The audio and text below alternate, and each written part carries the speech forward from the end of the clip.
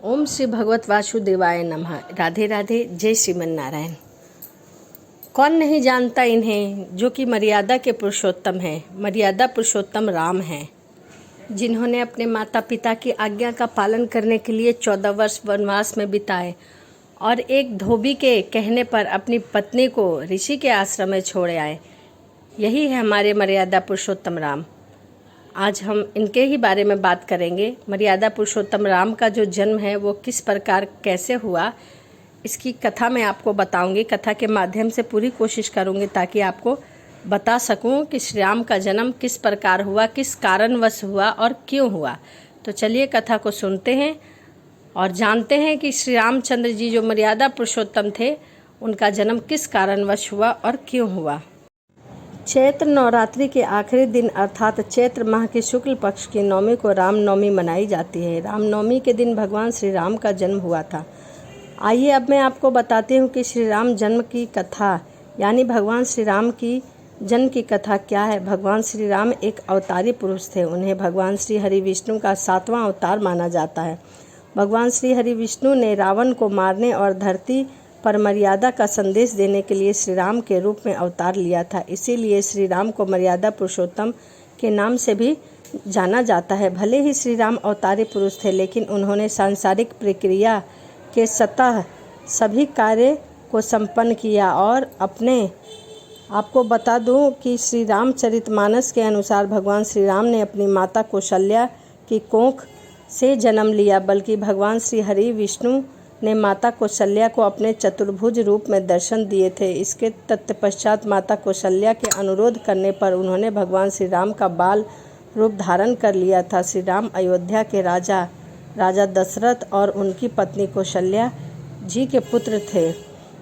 महाराज दशरथ अयोध्या के चक्रवर्ती सम्राट थे। उनके 3 रानियां थीं, कौशल्या, सुमित्रा और कैकेयी। विवाह का काफ़ी समय बाद ही महाराजा दशरथ की कोई भी संतान नहीं हुई थी। इसके फलस्वरूप महाराजा दशरथ के पुत्र प्राप्त हेतु यंत्र यज्ञ कराए। रामायण में यह भी वर्णन है कि इसके अनुसार अयोध्या में सूर्य वंश राजा चक्रवर्ती सम्राट दशरथ के पुत्र षटी यंत्र प्राप्ति के लिए जन्म हुआ था। महाराज की आज्ञा अनुसार शाम कर्ण घोड़ चतुराग्नि सेना के साथ छुड़वा दिया गया था और इस यज्ञ की विशेष महत्वता थी। महाराज दशरथ के समस्त मनस्वी, तपस्वी, विद्वान, ऋषि मुनि तथा वेद विज्ञ प्रखंड पंडित को यज्ञ संपन्न कराने के लिए बुलाया गया था। निश्चय समय आने पर समस्त देशवासियों के साथ महाराजा दशरथ अपने गुरु वशिष्ठ जी तथा परम मित्र अंग, देश के अधिपति लोभपाद के जमाता शुग ऋषि को लेकर यज्ञ मंडप में पधारे। इस प्रकार महाराज यज्ञ का विधिवत शुभ आरंभ किया गया। संपूर्ण वातावरण वेदों की रचनाओं, उच्च स्वर से पाठ गूंजा तथा सभी से फूल, गंध और धूप से सुगंधित महकने लगा। इसके समस्त पंडितों, ब्राह्मणों, ऋषियों आदि को यथोचित धन, ध्यान, गौ आदि भेंट करके सादर विदा करने के साथ ही यज्ञ की समाप्ति की गई। राजा दशरथ के यज्ञ प्रसाद के रूप में खीर था। खीर को महल में ले जाकर अपनी 3 रानियों को वितरण कर दिया गया। प्रसाद ग्रहण करने के परिणाम स्वरूप 3 रानियां गर्भवती हो गई। इसके पश्चात गर्भवती होने के पश्चात यहाँ मैं आपको एक रोचक तथ्य और भी बता रही हूँ। कौशल्या और कैकेयी सुमित्रा का बहुत लाड़ करती थी, उनका बहुत ध्यान रखा करती थी। जब कौशल्या और कैकेयी को खीर खाने को मिली तो दोनों ने अपनी अपनी खीर का एक भाग अपने अपने हिस्से का एक भाग सुमित्रा को दिया था। क्योंकि सुमित्रा सबसे छोटी थी, इसीलिए दोनों जेठानियाँ उससे बहुत लाड़ लड़ाते थे। और उसके बाद 3 रानियों ने मिल बांटकर खीर प्रसाद के रूप में ग्रहण किया।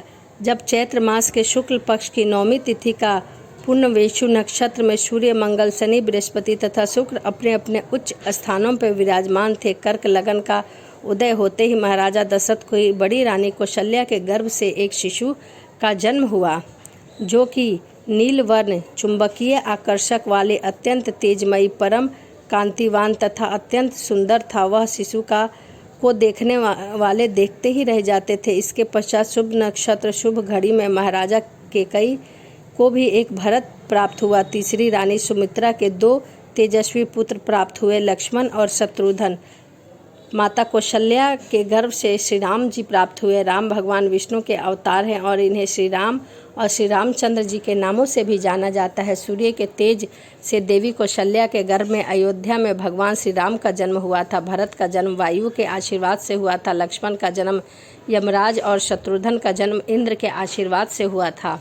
जैसा कि आपको पता होगा कि भगवान श्री राम भगवान श्री हरि विष्णु के अवतार थे, उसी प्रकार भरत गरुड़ के अवतार थे, लक्ष्मण शेषनाग के अवतार थे और शत्रुघ्न सुदर्शन चक्र के अवतार थे। श्री राम जी के जो चारों भाई सबसे बड़े थे किंतु अपनी बहन से छोटे थे। भगवान श्री राम की सगी बहन भी थी जिसका नाम शांता था, जो श्री राम और उनके तीनों भाइयों में सबसे बड़ी कहलाई गई थी। जैसे ही महाराज दशरथ के चारों पुत्र का जन्म की खबर मिली, तभी संपूर्ण राज्यों से आनंद मनाए जाने लगे। महाराज के 4 पुत्रों के जन्म के उल्लास में गंधर्व गान करने लगी और अप्सराएं नृत्य करने लगी। देवता अपने विमानों में बैठकर पुष्प की वर्षा करने लगे क्योंकि मर्यादा पुरुषोत्तम राम का जन्म हुआ था। महाराज के उन्मुक्त हस्त से राजद्वार पर आए भाट चारण तथा आशीर्वाद देने वाले ब्राह्मण तथा याचकों को दान दक्षिणा दी। पुरस्कार में प्रजाजनों को धन ध्यान तथा दरबारियों को रत्न आभूषण प्रदान किए। चारों पुत्रों को नामकरण संस्कार महर्षि वशिष्ठ के द्वारा किया गया। उनके नाम रामचंद्र, भरत, लक्ष्मण और शत्रुघ्न रखे गए। यह चारों पुत्र अपने आप में बहुत तेजस्वी थे। आयु बढ़ने के साथ साथ श्री रामचंद्र जी के गुणों में भी अपने भाइयों से आगे बढ़ने की अत्यंत लोकप्रिय होने लगे। वह अत्यंत विलक्षण प्रतीक्षा के थे। परिमाण स्वरूप अल्पकाल में ही समस्त विषयों के परंपरागत हो गए। उन्हें सभी प्रकार के अस्त्र शस्त्र का ज्ञान हो गया। हाथी घोड़े सभी प्रकार के वाहनों सवारी से उन्हें असाधारण निपुणता प्राप्ति हो गई। निरंतर माता पिता और गुरुजनों का वह सम्मान करते थे। उनका अनुसरण शेष 3 भाई भी करते थे। गुरुजनों के प्रति जितनी श्रद्धा भक्ति इन चारों भाइयों में थी, उतना ही उनमें परस्पर प्रेम और सौहार्द भी था। महाराज दशरथ का हृदय अपने चारों पुत्रों को देखकर गर्व से आनंदित हो गया था। बड़े होने पर भगवान श्री राम और माता सीता का विवाह संपन्न हुआ। वनवास के दौरान जिनका लंकापति रावण के बाद इन्हीं श्री रामचंद्र जी की पत्नी सीता की खोज में श्रीलंका जाने के लिए समुद्र हिंद महासागर 48 किलोमीटर लंबे और 3 किलोमीटर चौड़े पत्थर से सेतु का निर्माण किया गया, जिसे राम सेतु कहते हैं। अंत में वानर सेना बनाकर हनुमान, सुग्रीव, विभीषण और अन्य वीरों की सहायता से युद्ध में रावण को परास्त कर दिया गया और उसका वध कर दिया गया। रावण के वध के बाद माता सीता को लंका से छुड़ा लिया गया। जैसा कि मैंने आपको बताया है कि श्री रामचरितमानस के अनुसार भगवान श्री रामचंद्र ने अपनी माता कौशल्या की कोख से जन्म नहीं लिया था, बल्कि भगवान श्री हरि विष्णु ने माता कौशल्या को अपने चतुर्भुज रूप के दर्शन दिए थे। माता कौशल्या के अनुरोध करने पर भगवान श्री राम एक बार बालक रूप में आए थे। भगवान राम के जन्म कैसे हुआ, इस पर श्री रामचरितमानस में बालकांड में तुलसीदास ने बड़े ही रोचक ढंग से वर्णन किया है।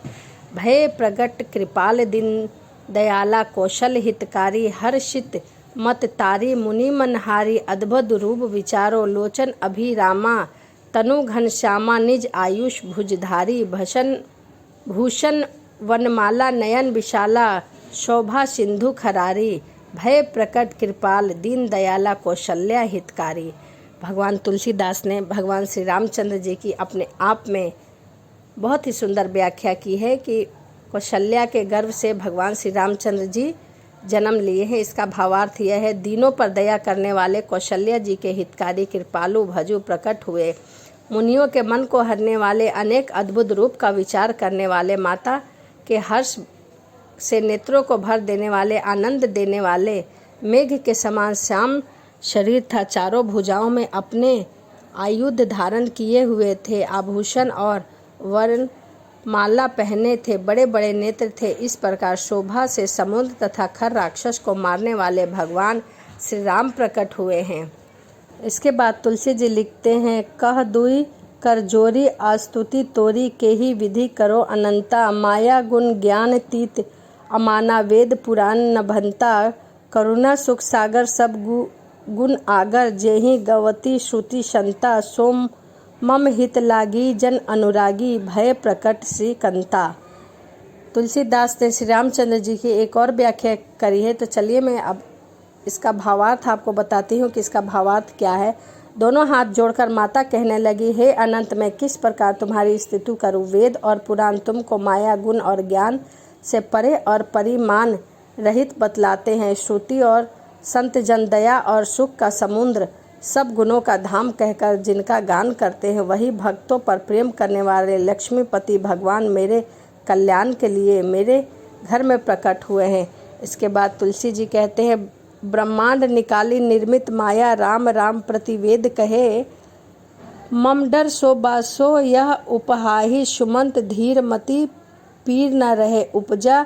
जब ज्ञान प्रभु मुस्काए, परीत हुई विधि किन चहे। कही कथा सुनहु मात बुझाई, जेहि प्रकार सुत प्रेम लहे।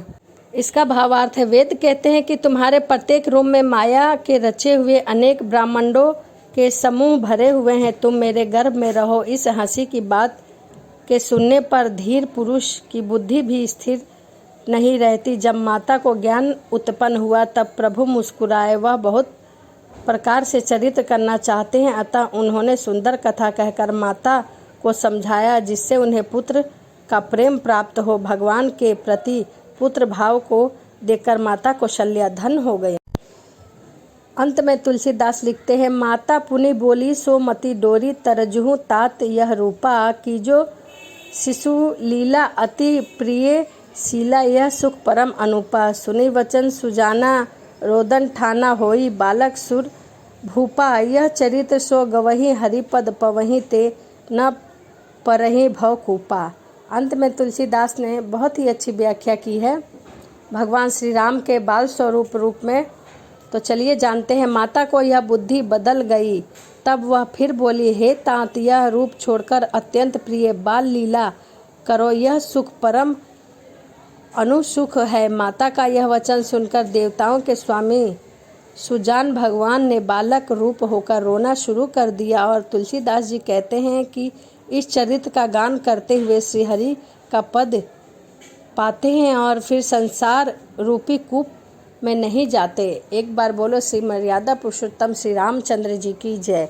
तो यह श्री राम जी की जन्म की कथा थी, जो मैंने अपने वीडियो के माध्यम से आपको बताई है। तो कथा कैसी लगी है, कथा को पूरा सुनिए और कथा कैसी लगी एक बार कमेंट में जय श्री राम जरूर लिखिए। तो चलिए इसी के साथ वीडियो को समाप्त करते हैं और मिलते हैं अगली वीडियो में। जय श्री राम।